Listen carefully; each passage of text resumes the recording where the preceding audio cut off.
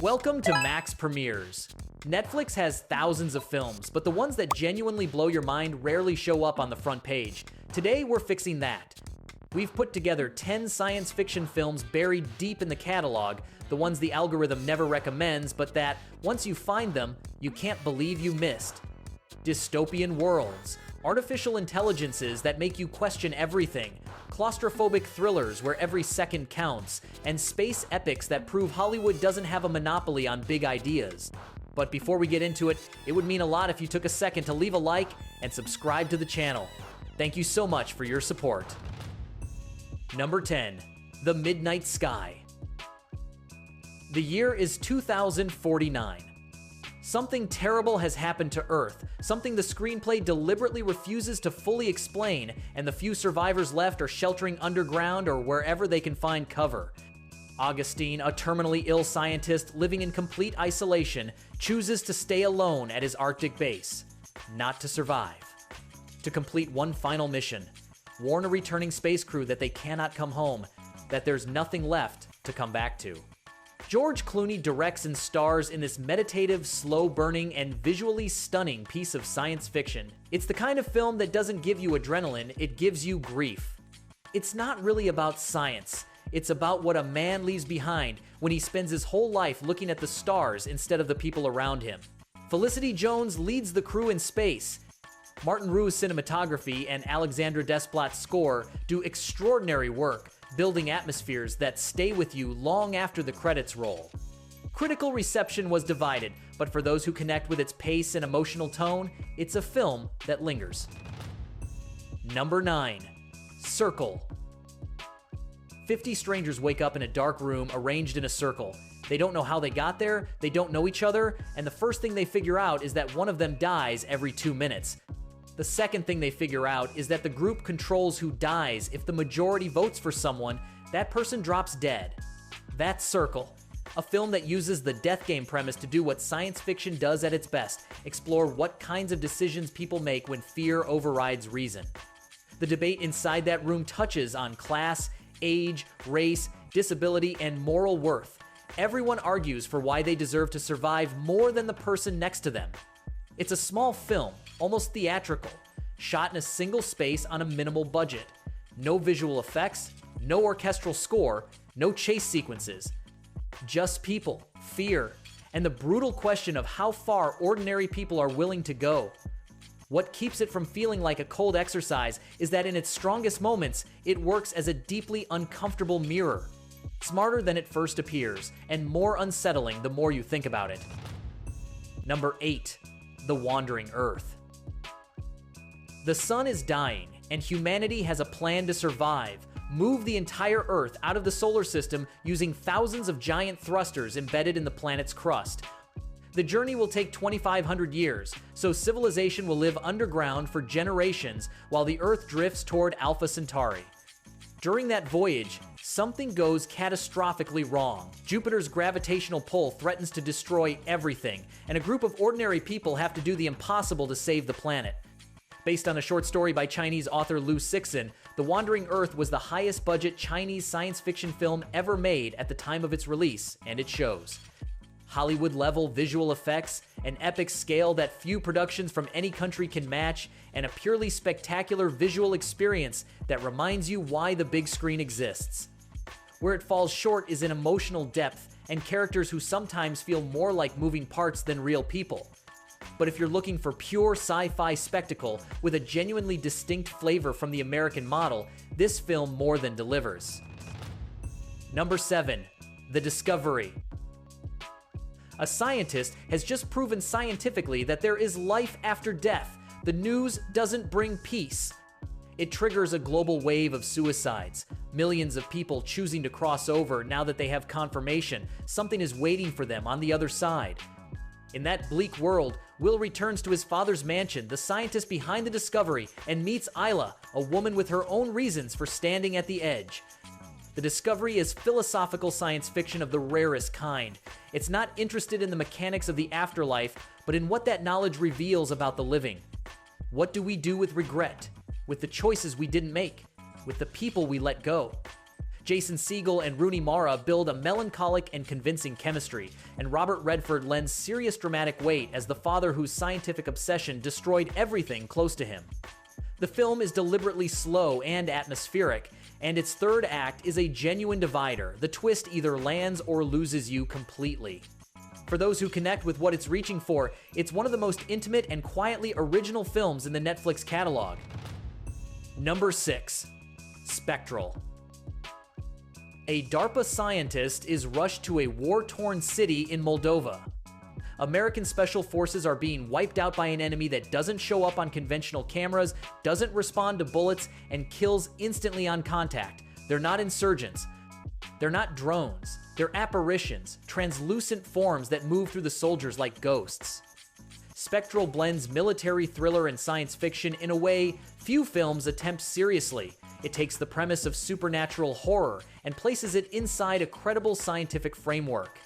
The enemies have a physical explanation, and that explanation completely changes the nature of the conflict. The film maintains solid pacing, visual effects well above what its budget suggests, and tension that holds through to the climax. The third act drifts a bit into video game territory, but before that there are 40 minutes of genuinely effective military sci-fi. Netflix acquired it before its theatrical release and let it slip by quietly with almost no promotion. It's exactly the kind of film you discover late and wish you'd found sooner. Number 5. The Door into Summer. It's 1995. Soichiro Takakura is a robotics engineer working on a domestic robot while dreaming of changing the world with his technology. He has a fiancée, a cat named Pete, and a life that seems on track. Then he's betrayed, robbed of everything, and ends up frozen in cryogenic sleep. He wakes up in 2025, 30 years later with nothing, and discovers that the world was shaped by the very technology he created. What follows is a time travel journey to rewrite the past, recover what he lost, and find the person he never let himself fully love. Based on Robert A. Heinlein's classic novel and adapted with a distinctly Japanese sensibility that makes the story shine differently. The Door into Summer doesn't try to reinvent the genre, it simply tries to tell something honest and quietly moving. Kento Yamazaki carries the film on his shoulders with ease. It doesn't have the speed or the mind-bending complexity of other time travel stories, but it has something many of them don't: a genuine heart. For anyone looking for science fiction that moves before it dazzles. Number 4. Oxygen. A woman wakes up inside a cryogenic pod. She doesn't remember her name. She doesn't remember how she got there.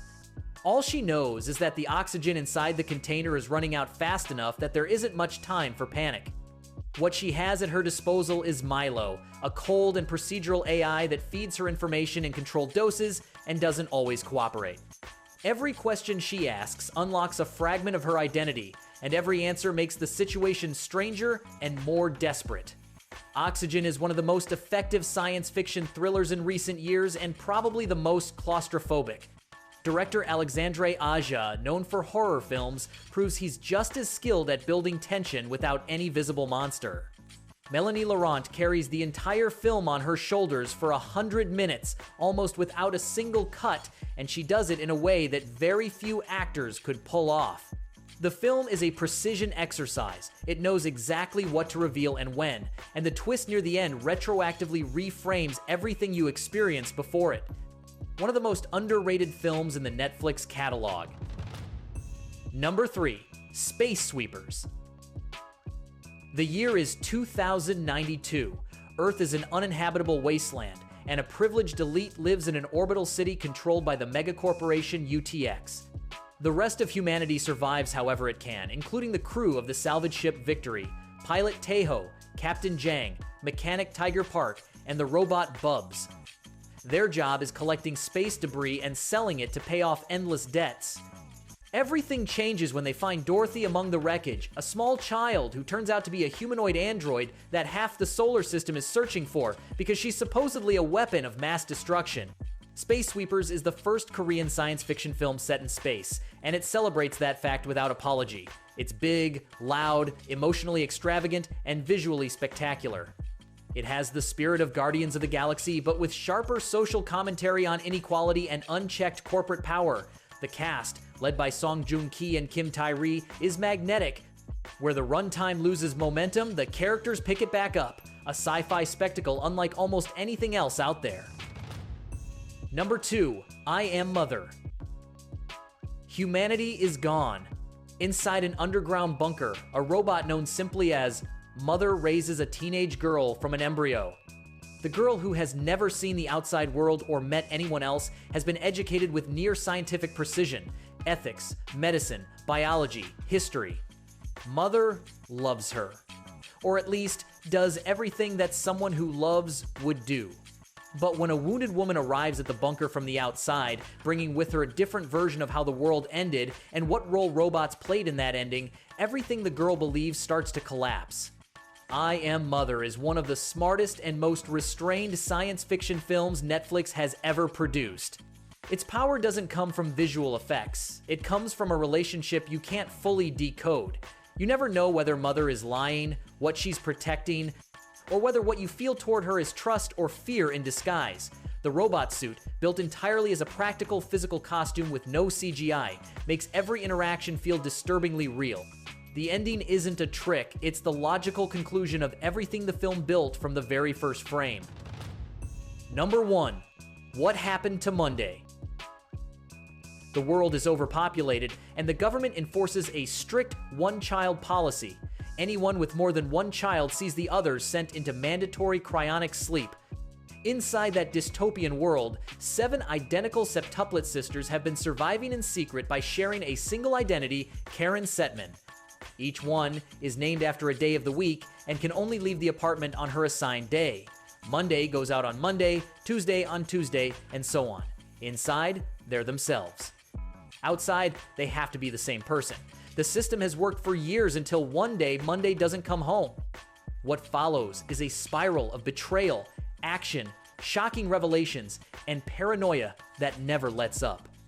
Noomi Rapace does what very few actors could pull off. She plays all 7 sisters with clear, distinct differences, shifting personality, posture, and register so convincingly you genuinely forget it's the same person. The film has a premise that should have been a global phenomenon, and it wasn't because Netflix barely promoted it. It's intense, fast, emotionally brutal, and exactly the kind of science fiction that keeps circling in your head for days after you watch it. And that wraps up our tour through 10 science fiction gems that Netflix has been hiding in its catalog. From single-room thrillers to 2-hour space epics, today's list has something for every kind of genre fan. If you enjoyed this video, don't forget to leave a like, subscribe, and hit the bell so you never miss what's coming next. Tell us in the comments which of these you've already seen, which ones you still have to watch, and if there's another sci-fi gem that deserves a spot on a list like this. See you in the next video with more recommendations and more great content for people who take their film watching seriously.